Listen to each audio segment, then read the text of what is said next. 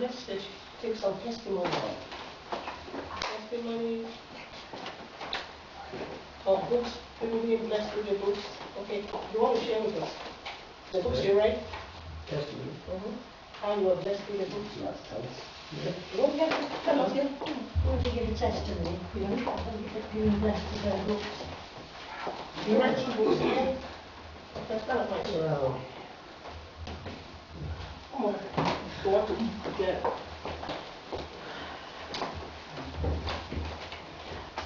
Here, is the camera. something I've been asked to do in my 10 years of walk with the Lord. So if you turn this way, I know you're backing them, but the camera stick. Oh, the camera. Well, we start at the beginning. I was a very young boy, and my passion was football. And football, I went on in football, and I reached great heights in my career. In the UK here? In the UK, in this country? Yeah, yeah. So that passion led me on to a job, which was football, and I became a professional footballer. And that profession took me right to the top in that league, which was the second division in those days, in the 50s and 60s. I turned professional when I was 17, and I went on to play for 15 years with Preston North End. It was just a bit unfortunate that Preston went in the first division. But Preston had a wonderful, wonderful man called Tom Finney, and that's why I went to Preston.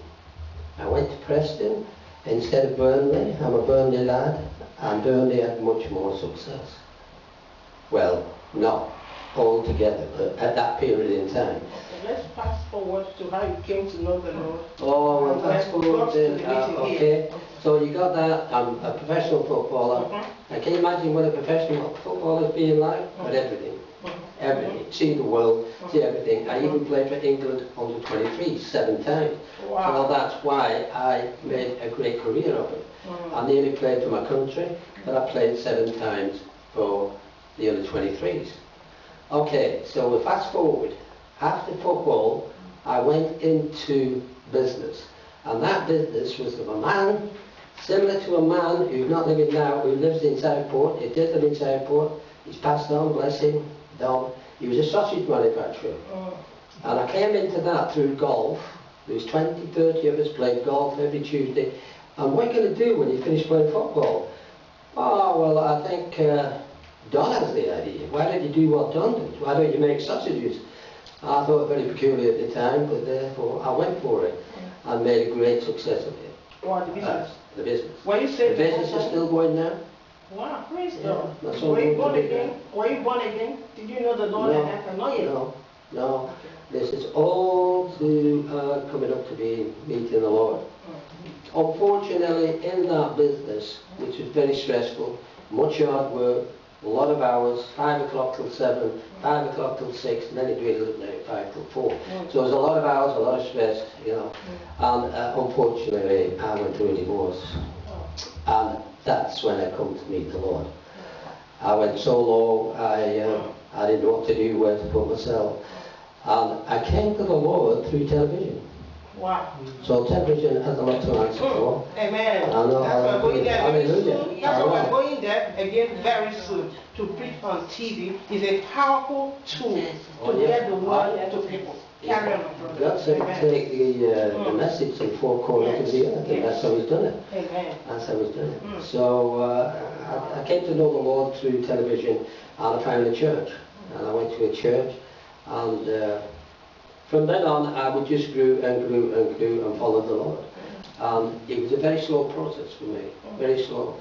Receiving the Holy Spirit, etc., being born again, etc.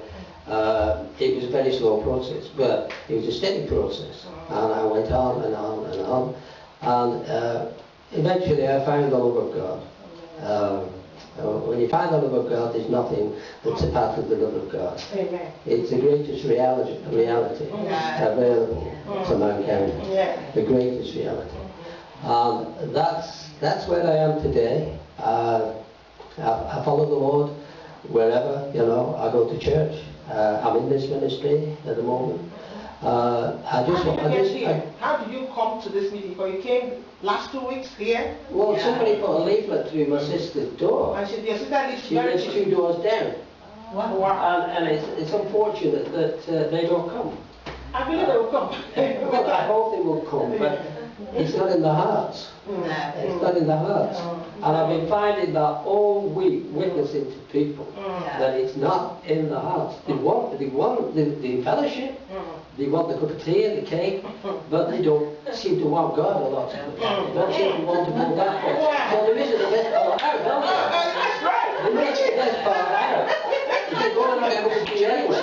And I can't believe that to have the presence of God, which you all know, is absolutely awesome. And so what happened when you came 2 weeks ago? let's hope we can sing loud enough to draw them in.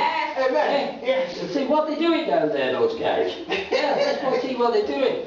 So that's it. And what I've got to say about his testimony is to have one moment with God surpasses all that I've done. What for me was gain, I count as loss. I count as loss. So all the things that I in my life, my football, which I've seen the best and everything, I've been places, the business, which grew and grew and grew, which is wonderful, and but to have the presence of God, to have the presence of God, you cannot put it into words. You cannot put it into words how God can touch you, and that very moment He touches you, you become a different person. So you said to me, when you walked in last 2 weeks here, you felt the presence of God here. Yes. To what degree? And then last Saturday you came to my house, we had Bible study, and you continued, and you've been reading books, so share on that. Yes, we went to a Bible study last week in Manchester, and of course, with this lady and with God working through it, and Jonathan and Daniel, the Spirit comes. The Holy Spirit comes. The Holy Spirit is here now. The Holy Spirit is here now. The Holy Spirit is within us. And all we have to do is release it. Release it. Release the Holy Spirit. So, yes, the presence is here. The presence is here. Yes, He always wants to be around us. Where few are gathered, then He's here. And tell me about this book. These 2 books, you read them? Yes, now these are the 2 books I've just read. This is a wonderful book, absolutely going into the glory, and we all want to go into the glory. And this one is something that we should all want. We should all want the Holy Spirit. The Holy Spirit and the baptism of the Holy Spirit, and to move in the Spirit. When you move in the Spirit, you're not of the world. You're in the world, but you're not of the world. But the Spirit world is different. You've got to walk in the Spirit world. And this is tongues. Wow. I've been speaking tongues all the time since I did that. Since I read it. Yeah. I'm just going through a little bit of trouble. Going through troubled waters with a satellite. Not satellite, the things they put on the roof. What do you call them? Oh, come on, hallelujah. Satellite. An area. You get the sun on them, and you get the sun on them.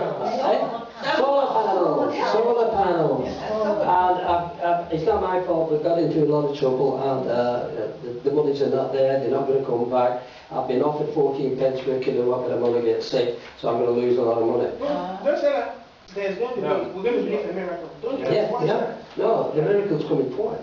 I was saying, we're speaking in tongues the other night, going to Lytham. I'm right in Lytham, Louder Gardens, and I get a telephone call. Wow. And they've offered me £1,500, but they've upped that to £6,500. Woo! That's speaking in tongues. I never actually thought that was happening. Wow! Because I didn't know what I was praying about. So